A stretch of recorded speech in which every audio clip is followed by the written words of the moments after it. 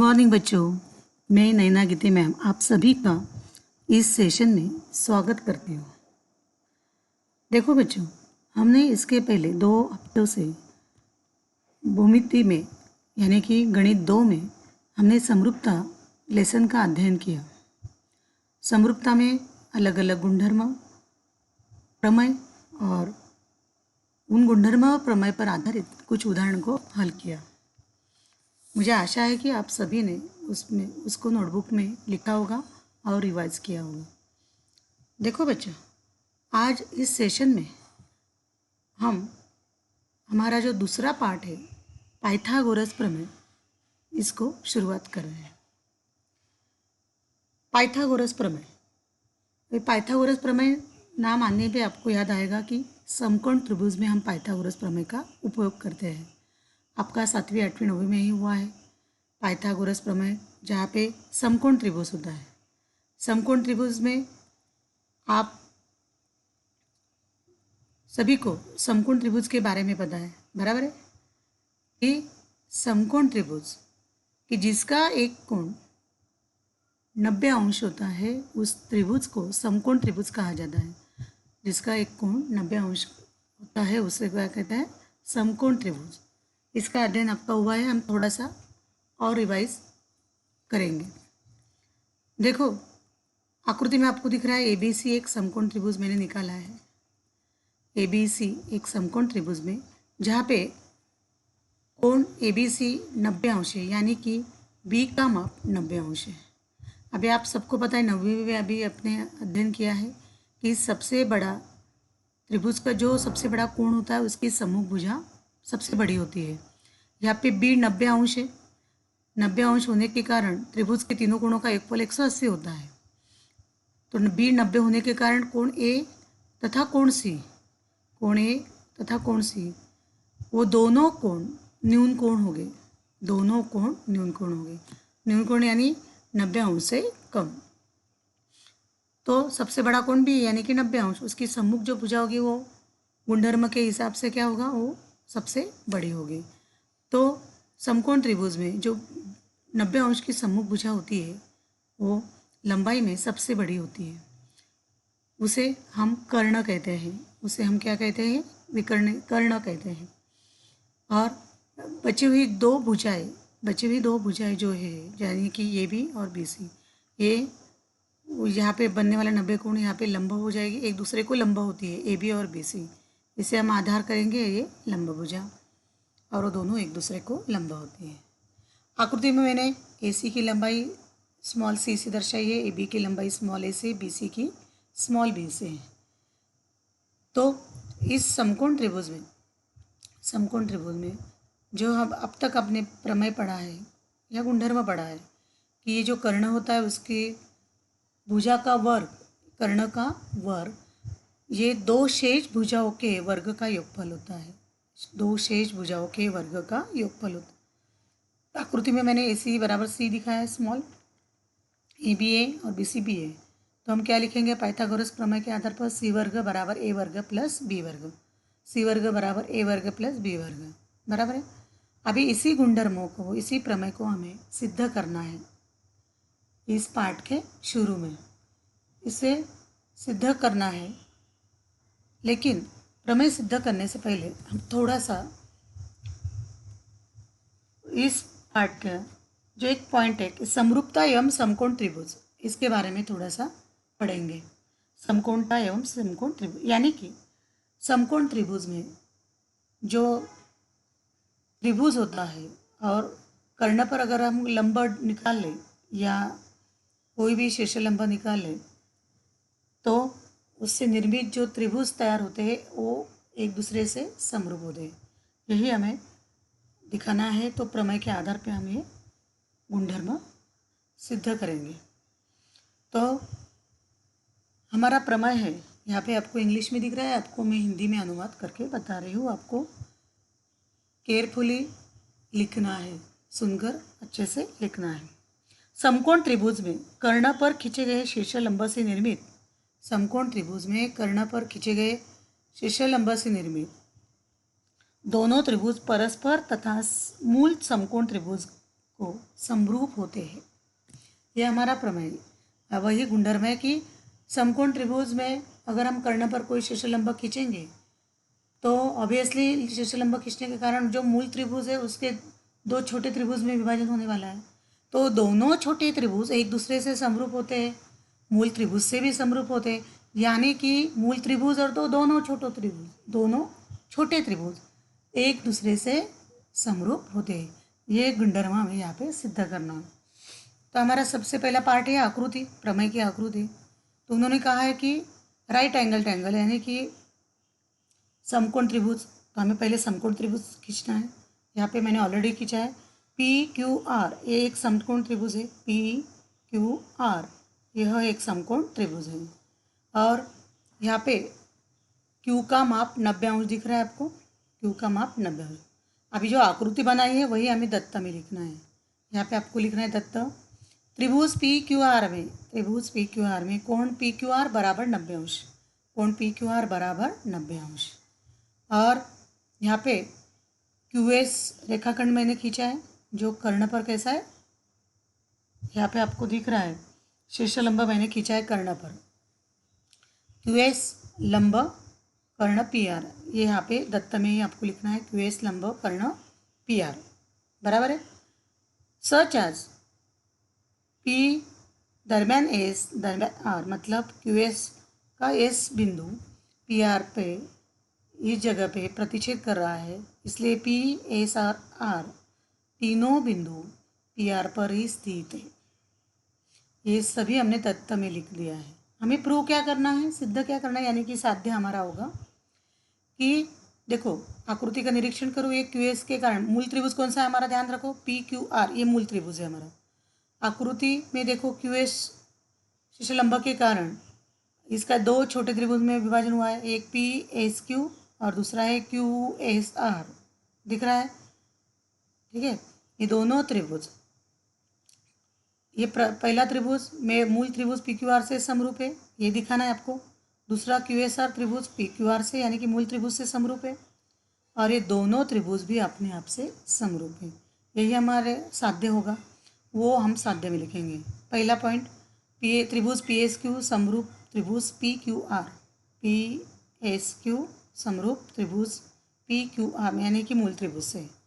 त्रिभुज Q S R समरूप त्रिभुज पी क्यू आर, वापस दूसरा त्रिभुज मूल त्रिभुज से समरूप है। और तीसरा पॉइंट, दोनों निर्मित त्रिभुज एक दूसरे से भी समरूप है। त्रिभुज पी एस क्यू समरूप त्रिभुज Q S R, P S Q समरूप त्रिभुज क्यू एस आर। हमारे यहाँ प्रूफ यानी कि उपपत्ति, अभी हम इसको करेंगे। अभी जैसा आपने देखा कि क्यू एस के कारण वो मूल जो त्रिभुज है पी क्यू आर उसका दो भागों में विभाजन हुआ है, उसमें से मैं पहला त्रिभुज ले रही हूँ, ये है देखो त्रिभुज पी एस क्यू, और मूल त्रिभुज ले रही हूँ त्रिभुज पी क्यू आर। तो आप यहाँ पे लिखेंगे त्रिभुज पी एस क्यू तथा त्रिभुज पी क्यू आर में हमें दोनों त्रिभुज समरूप पहले दिखा देंगे हम लोग। देखो त्रिभुज, वापस आकृति की तरफ आए हम लोग, त्रिभुज पी क्यू आर मूल त्रिभुज और त्रिभुज छोटा पी एस क्यू। अगर आप अच्छे से देखेंगे तो पी एस क्यू में पी कोण और पी क्यू आर में पी कोण दोनों एक ही कोण है, तो दोनों ऑब्वियसली समान हो गए, बराबर है। तो ये कॉमन कोण हो गए, सामान्य कोण हम इसे कहते हैं हिंदी में, ये क्या हो गए कॉमन कोण।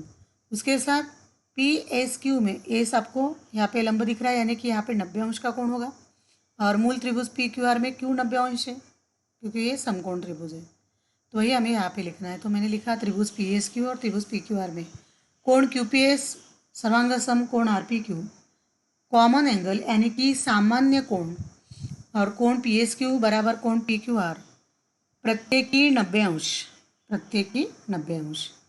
तो अभी दोनों त्रिभुज में मैंने दो कोण सर्वांग सम दिखा दे, बराबर, तीनों कोण में से दो कोण मैंने सर्वांग सम दिखा दे, तो तीसरा कोण भी अपने आप सर्वांग हो जाता है, लेकिन हमें दो कोण सर्वांग सम दिखाना काफ़ी है। तो दोनों कोण सर्वांग सम होने के कारण दोनों त्रिभुज एक दूसरे से समरूप हो गए, इसलिए मैंने यहाँ पे लिखा त्रिभुज पी एस क्यू समरूप त्रिभुज पी क्यू आर। कौन सी कसौटी से, कौन कौन कसौटी, समरूपता की कौन कौन कसौटी आपको ये रीजन में लिखना है, बाजू में लिखना है आपको समरूपता की कौन कौन कसौटी। अभी जैसे मैंने जो निर्मित पीएस की कोण लिया वैसे निर्मित क्यूएसआर को त्रिभुज लेना है और मूल त्रिभुज पीक्यूआर लेना है। उसमें भी अगर आप निरीक्षण करेंगे तो आर कोण कॉमन हो जाएगा।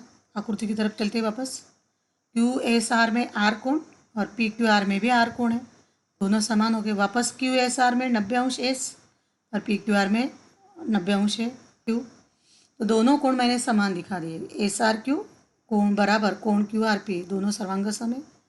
सामान्य कोण रीजन देना है यहाँ पे, कोण क्यू एस आर सर्वांग सम कोण पी क्यू आर प्रत्येकी 90°। दो कोण सर्वांग सम हो गए, तो मैं लिखूंगी यहाँ पे त्रिभुज क्यू एस आर समरूप त्रिभुज पी क्यू आर। यहाँ पे आपको समरूपता का चिन्ह निकालना है, गलती से रह गया है। क्यू एस आर समरूप त्रिभुज पी क्यू आर कौन से कसौटी से? समरूपता की कौन कौन कसौटी से। इसे 2 नंबर दे दो आप। पहले में हमने दिखाया पी एस क्यू समरूप पी क्यू आर, दूसरे में दिखाया क्यू एस आर समरूप पी क्यू आर, यानी कि दो छोटे कोण निर्मित हुए हैं क्यू एस के कारण, वो दोनों मूल त्रिभुज से समरूप है। तो यहाँ पे हम संक्रामकता का गुणधर्म का उपयोग करके लिख सकते हैं कि दोनों पी क्यू आर से समरूप है, तो एक दूसरे से भी समरूप हो गए, पी एस क्यू समरूप क्यू एस आर, तो संक्रामकता के गुणधर्म से त्रिभुज पी एस क्यू समरूप त्रिभुज क्यू एस आर, त्रिभुज क्यू एस आर समरूप त्रिभुज पी क्यू आर, मतलब तीनों कोण एक दूसरे से समरूप हैं। अभी इसका ही उपयोग, इसी गुणधर्म का उपयोग हमें दिए गए प्रश्न जो हो गए उसमें यूज करना है, या आगे जो हम पाइथागोरस का प्रमेय हल करने वाले हैं वहाँ पे भी हमें इसका उपयोग करना है। या आपको ध्यान में रखना है कि जब सवाल में आपको या किसी आकृति में समकोण त्रिभुज दिया है और उस कर्ण पर शीर्ष लंब खींचा गया है या लंब खींचा गया है, तो डायरेक्टली आपको वहाँ पे मूल त्रिभुज और दो शीर्ष लंब के कारण बने त्रिभुज एक दूसरे से डायरेक्टली समरूप दिखाना है। उस अगला हमारा पॉइंट है ज्यामितीय माध्य। ज्यामितीय माध्य का भी हम गुणधर्म यहाँ देखेंगे। अभी पहले ज्यामितीय माध्य किसे कहते हैं हम पहले समझ लेते हैं। देखो यहाँ पे मैंने एक आकृति निकाली वापस समकोण त्रिभुज में, ए बी सी एक समकोण त्रिभुज है, बी 90° है। देखो यहाँ पे त्रिभुज ए बी सी में बी बराबर कोण बी बराबर 90°, और बी डी से मैंने लंब खींचा है कर्ण ए सी पर, बी डी से मैंने लंब खींचा है कर्ण ए सी पर। अभी ए सी पर कर्ण ए सी पर बी डी लंब के कारण, इस डी पॉइंट के कारण ए सी के दो भागों में विभाजन हुआ है, एक ए डी भाग और दूसरा है डी सी भाग, ए डी भाग और दूसरा डी सी भाग। तो ये जो मैंने लंब खींचा है यानी कि बी डी, इसको ये दो छोटे ए सी का यानी कि कर्ण के दो छोटे भागों में विभाजन है, उन दोनों का ज्यामितीय माध्य कहते हैं। क्या कहते हैं उसे? ज्यामितीय माध्य कहते हैं। आया समझ में?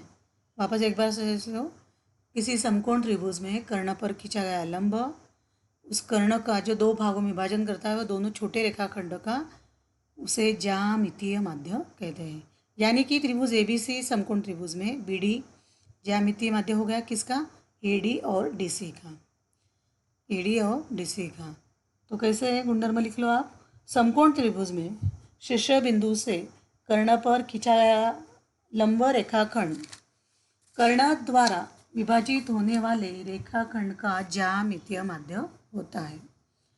अभी वो छोटे निर्मित रेखाखंड और ज्यामितीय माध्य में क्या संबंध है यहाँ पे मैंने लिखा है, देखो बी डी वर्ग बराबर ए डी गुणा डी सी, मतलब ये जो ज्यामितीय माध्य होगा, अगर आकृति में अगर आपका ए बी सी की जगह पी क्यू आर होगा, क्यू एस ज्यामितीय माध्य हो जाएगा। अगर क्यू एस लंब होगा इसी पी आर को जैसे आपको दिया होगा उसी तरह से आपको सिर्फ ध्यान में रखना है, जो शीर्ष लंब खींचा जाता है वो ज्यामितीय माध्य, तो उसका वर्ग लेना है हमें, यानी कि बी डी का वर्ग लिया है मैंने यहाँ पे आकृति के आधार से, और जो कर्ण का दो भागों में विभाजन है उसका गुणनफल करना है। ये उनका एक दूसरे से संबंध है, बी डी वर्ग बराबर ए डी गुणा डी सी। तो हमने समरूपता समकोण त्रिभुज की समरूपता देखी पहले, फिर उसके बाद हमने ज्यामितीय माध्य का गुणधर्म देखा है।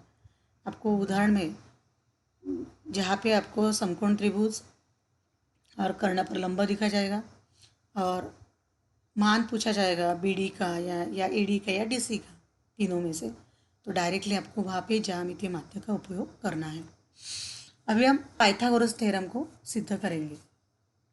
पाइथागोरस थ्योरम सिद्ध करने के लिए सबसे पहले हमें प्रमेय लिखना पड़ेगा। तो आप प्रमेय नोटबुक में लिख लीजिए।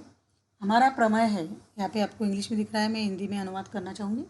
समकोण त्रिभुज में, जो आपको भी पता है वही गुणधर्म हमें लिखना है यहाँ पे। समकोण त्रिभुज में कर्ण का वर्ग, समकोण त्रिभुज में कर्ण का वर्ग शेष दो भुजाओं के वर्ग का योगफल होता है। शेष दो भुजाओं के वर्ग का योगफल होता है। वापस सबसे पहले हमें आकृति बनानी है। समकोण त्रिभुज आया, मतलब हम हमारा कौन सा त्रिभुज होगा यहाँ पे बच्चों? समकोण त्रिभुज खींचना लगेगा हमें। तो हम ABC समकोण त्रिभुज मैंने खींच लिया है यहाँ पे। वापस मैंने ABC नाम दिए है, ABC। बी यहाँ पे 90 अंश है, राइट। तो वही हमें दत्त में लिखना है। वापस जो आकृति में बनाए वही लिखते हैं। क्या है आकृति, क्या बनाई हमने? समकोण त्रिभुज बनाया, वही लिखो फिर यहाँ पे। दत्त त्रिभुज, समकोण त्रिभुज ABC में, समकोण त्रिभुज ABC में कोण ABC बराबर 90 अंश, कोण ABC बराबर 90 अंश हो गया दत्त और आकृति। हमें प्रूव क्या करना है कि कर्ण का वर्ग, अभी ABC में कर्ण कौन सा है? AC। लिखो यहाँ पे AC का वर्ग बराबर शेष दो भुजाओं के वर्ग का योगफल होता है। शेष दो भुजा कौन सी भुजा? AB और BC। तो यहाँ पे मैंने लिखा AB का वर्ग प्लस BC का वर्ग, AB का वर्ग प्लस BC का वर्ग। यहाँ पे रचना करने के लिए हमें कहा गया है, मैंने ऑलरेडी की है रचना। रेख यहाँ पे आपको करना है कि रेख BD लंब कर्ण AC खींचो। रेख BD लंब कर्ण AC खींचो, यानी कि हमें BD रेखाखंड कर्ण AC पर लंब खींचना है। BD लंब कर्ण AC हो गई हमारी रचना। देखो आकृति बनाई, दत्त लिखा और साध्य लिखा और रचना लिखा। हर एक स्टेप को आपको आधा आधा मार्क्स है, आकृति को आधा, दत्त को आधा, साध्य को आधा। अभी हमें प्रूव करना है, हमारा प्रूफ होगा यानी कि उपपत्ति। अभी जस्ट हमने देखा कि समकोण त्रिभुज में जो हम लंब खींचते हैं, उस लंब के कारण जो छोटे त्रिभुज निर्मित होते हैं, वो दोनों छोटे त्रिभुज और मूल त्रिभुज एक दूसरे को समरूप होते हैं। वही गुणधर्म हम यहाँ पे लिखेंगे। त्रिभुज ABC में BD लंब कर्ण AC, ये आपको शुरू में लिखना है। ABC में BD लंब कर्ण AC।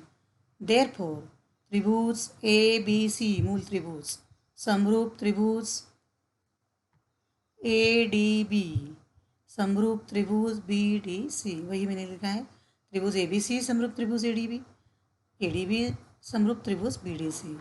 रीज़न वही देना है हमें कि यहाँ पे समकोण त्रिभुज की समरूपता। क्या रीज़न देना है आपको? समकोण त्रिभुज की समरूपता।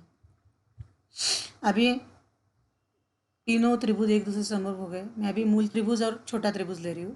त्रिभुज ABC और त्रिभुज ADB में अगर दोनों त्रिभुज समरूप है, दोनों त्रिभुज समरूप है, हमने समरूपता में देखा है इसके पहले कि उनके भुजाओं का अनुपात समान होता है। उनके भुजाओं का अनुपात कैसे होता है? समान होता है।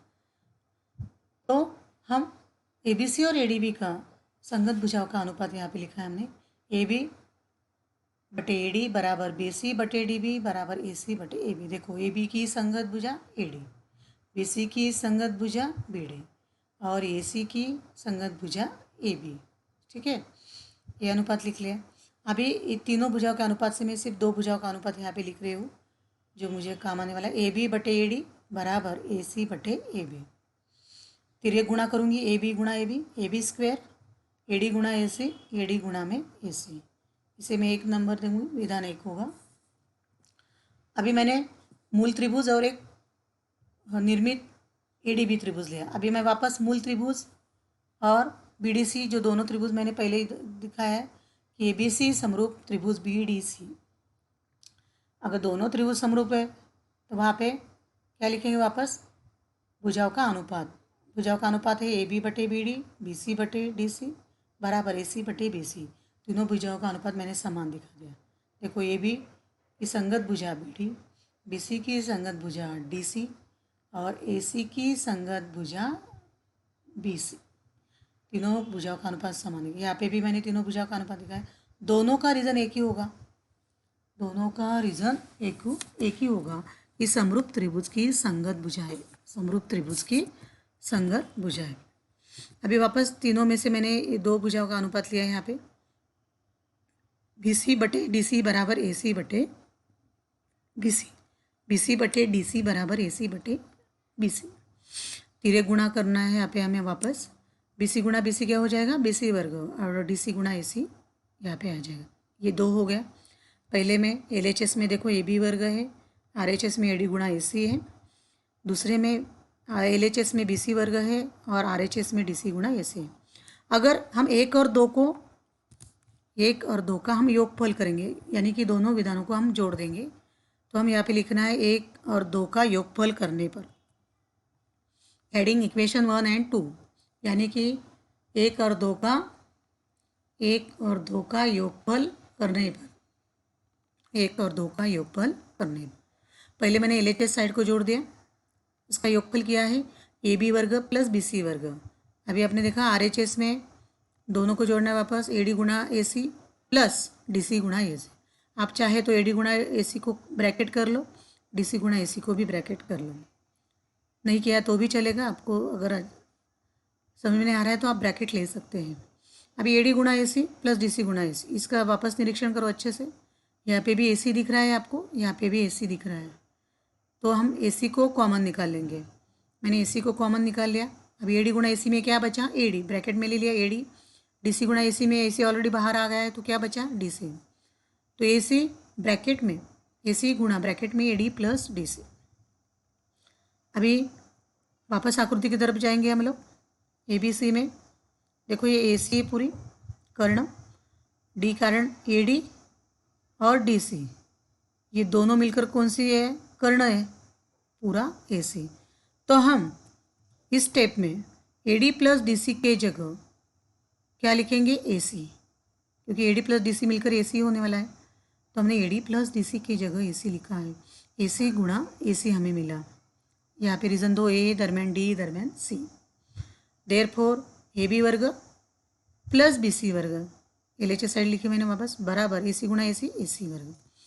इसे अच्छे से लिख लो, कर्ण आगे ले लो, पहले बाजुओं की सिर्फ अदला बदली करनी है हमने यहाँ पे।